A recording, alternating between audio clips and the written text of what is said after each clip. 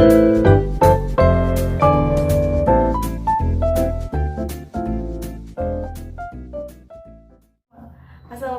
warahmatullahi wabarakatuh. Apa kabar teman-teman? Mudah-mudahan teman-teman selalu dalam lindungan Allah Subhanahu wa taala. Amin ya rabbal alamin. Mohon maaf ya, ini aku backgroundnya di dapur karena ini baru aja pulang dari pasar dan iseng-iseng taruh kamera di situ, kayaknya bagus juga nih. Agak bagus, agak terang ya. Kali ini aku mau sharing tentang pengalaman sholawat dari Mbak Ferianti. Langsung aja ya teman-teman didengerin testimoninya. Silakan. Assalamualaikum warahmatullahi wabarakatuh. Selamat pagi untuk Kak Melisa. Semoga senantiasa dalam lindungan Allah Subhanahu wa taala, baik Mbak Melisa dan sekeluarga gitu ya. Kita semua pastinya, apalagi Kak Melisa sekarang kan berada di Indonesia dengan kondisi yang Masya Allah gitu ya, diuji oleh Allah Subhanahu wa taala, tidak hanya di Indonesia tapi seluruh dunia ikut lagi bersedih gitu ya, lagi lockdown kalau bahasa kerennya ya Mbak gitu. Jadi saya bisa bantu doa gitu, nggak hanya untuk semua muslim lah, semuanya ini kan ciptaan Allah Subhanahu wa taala, baik muslim baik maupun non muslim adalah semua ciptaan Allah Subhanahu wa taala. Kita semua saling mendoakan satu sama lain.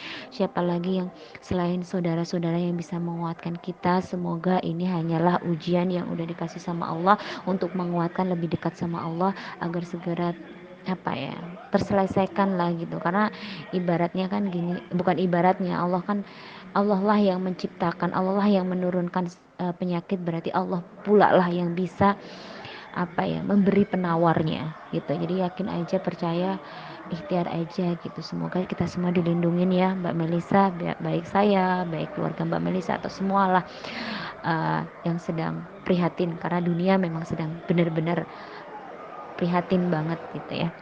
Di sini saya ingin menceritakan sedikit tentang pengalaman apa yang saya alami gitu, karena berkat nggak yang pasti bukan karena orang lah, semua itu karena Allah Subhanahu wa taala, niatkan semua karena Allah Subhanahu wa taala. Ibaratnya media sosial seperti YouTube gitu ya, seperti YouTube-nya Kak Melisa ini gitu, baik kajian-kajian atau ceramah-ceramah ustadz-ustadz yang lain, itu hanyalah perantara, alat Allah untuk menunjukkan kita tuh mau respect nggak sih dengan apa yang udah dikasih sama Allah gitu ya, dengan alat-alat itu tadi gitu ya, dengan petunjuk-petunjuk bahwa sejatinya doalah yang paling senjata yang paling ampuh untuk diri kita sendiri gitu. Nah, saya kan sedang ngelakuin sholawat ya, sholawat 4.444 kali. Saya istiqomah saya lakukan hal ini selama 2 bulan ini, saya selalu istiqomah. Kemudian alhamdulillah gitu, memang bertujuan daripada adalah meminta kemudahan gitu. Saya nggak meminta hajat yang ibaratnya, saya pengen jodohnya lebih cepat, aku pengen hutangku lebih lunas apa gitu, enggak gitu. Karena semua permasalahan itu kalau kita mintanya satu, ya Allah aku minta ini banyak gitu, yang intinya satu, ya Allah mudahkan segala urusan aku, mudahkan semua permasalahan aku. Karena semua permasalahan, semua kesulitan itu kan dari Allah gitu loh. Jadi mau itu segi bentuknya hutang atau jodoh atau semua itu kan ujian, itu kan permasalahan yang Allah kasih gitu loh. Jadi nggak usahlah kita minta yang ini karena Allah yang uji, berarti kan Allah yang tahu caranya lewat apa yang akan diselesaikan oleh Allah. Cukuplah kita dekati Allah gitu. Jadi dengan cara sholawat itu tadi yang saya lakuin gitu loh. Nggak cuma sholawat sih, kita juga bisa ngakuin dengan cara kita sholat ya, kita berbanyak, ibaratnya kemarin sholat fardu ya kita tingkatkan dengan sholat sunnahnya gitu kan, terus gitu. Dan yang paling afdol lagi adalah kalau bisa memang kita bisa sholat tahajud rutin. Jadikan sholat tahajud itu kayak wajib lah ibaratnya gitu. Nah, salah satunya lagi adalah sholawat yang saya lakuin ini gitu. Saya melakukan sholawat zikir sholawat 4.444 kali itu dalam sehari. Jadi aku nggak nyicil. Ada yang bilang katanya nyicil dengan cara nyicil gitu, karena saking banyaknya itu tadi, jadi dicicil habis sholat duhur atau mungkin sholat sunnah duha gitu kan, 100 atau mungkin 25 atau mungkin ya semampunya gitu. Cuman kalau saya sih meniatkan karena lillahi ta'ala gitu, Allah pasti mudahkan kok. Kalau memang niatnya kita memang pengennya hari itu kita selesaiin gitu. Saya menyelesaikan jadi gini, pagi gitu ya kan bisa dilakukan apa sih, kita melakukan aktivitas gitu kan kita sholawat kan itu kan hati kita sih gitu loh, kita bicara nggak akan mengusik pekerjaan kita gitu loh. Allah tuh selalu ngasih kemudahan kok. Allah tuh Masya Allah kasih kemudahan, apapun kita lakukan pasti bisa gitu kalau niatkan kita memang bismillah karena Allah gitu. Jadi saya pagi itu terus kemudian kan karena saking banyaknya ya, jadi saya sempatkan habis sholat duha saya terusin lagi gitu loh, saya terusin lagi sambil aktivitas gitu. Alhamdulillah, jadi sebelum sholat duhur itu emang udah selesai gitu loh. Jadi kayak gitu terus setiap hari kayak gitu. Nanti kalau asar itu menjelang petang katanya doa terkabul ya, kalau memang mau terusan lagi ya bisa sholawat lagi gitu kan semampunya gitu, atau banyakin istighfar gitu, kayak gitu yang saya lakuin gitu. Nah, dan alhamdulillahnya memang gini loh, masalah itu kan nggak langsung diselesaikan oleh Allah gitu loh, dalam artian gini, contohnya saja kita jodoh nih kan nggak langsung ini loh jodoh kamu, enggak gitu loh gitu, tapi diselamatkan dengan cara kita tenang hati kita gitu. Dan hati aku tuh bener-bener Masya Allah tenang banget, nggak ada pikiran, padahal sebenarnya jujur ya masalah itu banyak banget, sampai berjibung lah, sampai saya tuh kayak stresnya minta ampun karena banyak banget, nggak hanya jodoh, nggak hanya hutang, nggak ya pokoknya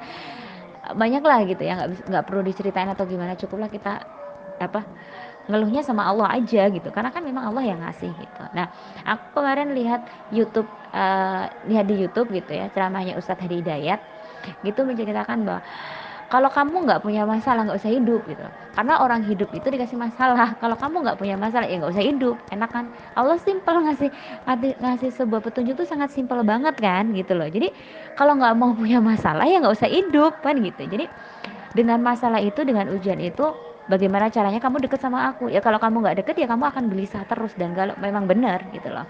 Jadi Allah memang tidak langsung mengangkat masalah kita, Allah tidak langsung memecahkan ini loh solusinya, enggak, tapi bikin tenang. Dan aku tuh tenang banget, Masya Allah tenang banget. Jadi tuh malahan pikirannya bukan lagi utangku belum dibayar loh, jodohku kok belum datang ya, atau apa-apa gitu, enggak. Tapi malah pikirannya gini, aku kan belum selesai nih, zikir sholawatnya belum selesai, aku harus selesaiin. Jadi ada semangatnya ke sana gitu loh, bukan semangatnya mikirnya aduh besok hutangku gimana, enggak. Jadi tuh kayak kalau kita udah kebiasaan istiqomahnya apa nih sholawat gitu ya, jadi tuh kepikiran oh kan belum selesai gitu kan, jadi semangatnya ke situ. Jadi jatuhnya kan kita mikirnya Allah terus gitu. Nah, alhamdulillahnya berkat saya istiqomahnya ini selama udah 2 bulanan ini, Allah tuh ngasih kemudahan terus, ngasih ketenangan terus. Nah, sampai kemarin aku kan ini rencana mau pulang ke Indonesia. Saya ini sekarang berada di Taiwan. Saya udah kerja di Taiwan tuh 4 tahun. Saya ini mutus kontrak. Saya mutus kontrak itu karena bener-bener lillahi ta'ala saya mau hijrah gitu loh. Nah, sebenarnya belum selesai, cuman saya mau pulang. Kebetulan ada kendala adalah saya kan mau pulang itu kan barang saya itu tuh udah aku packing.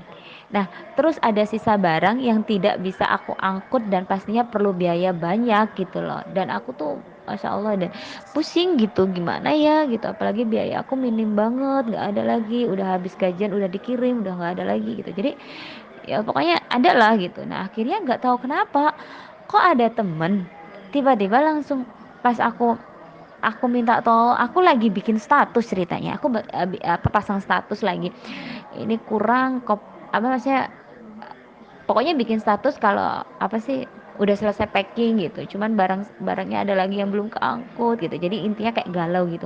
Ada temen chat apa ngimbol gitu, Mbak, tiba-tiba datang temen gitu, Mbak, aku bisa bantu kayak gitu. Masya Allah, bantu gimana ini gitu kan. Terus karena dia tuh katanya mau ini, ya udah Mbak, aku apa biaya ini semua pengirimannya.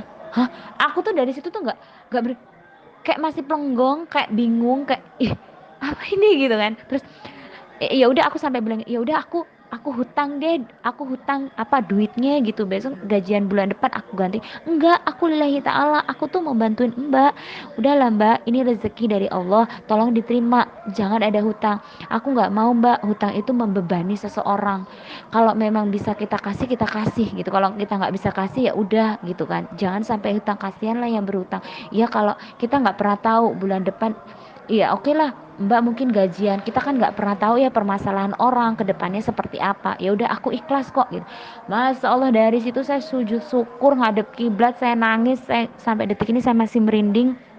Gimana sih, ya Allah, ya Allah, aku kok mudah banget gitu loh mau pulang tuh. Ya Allah, sampai detik ini saya merinding nih loh beneran.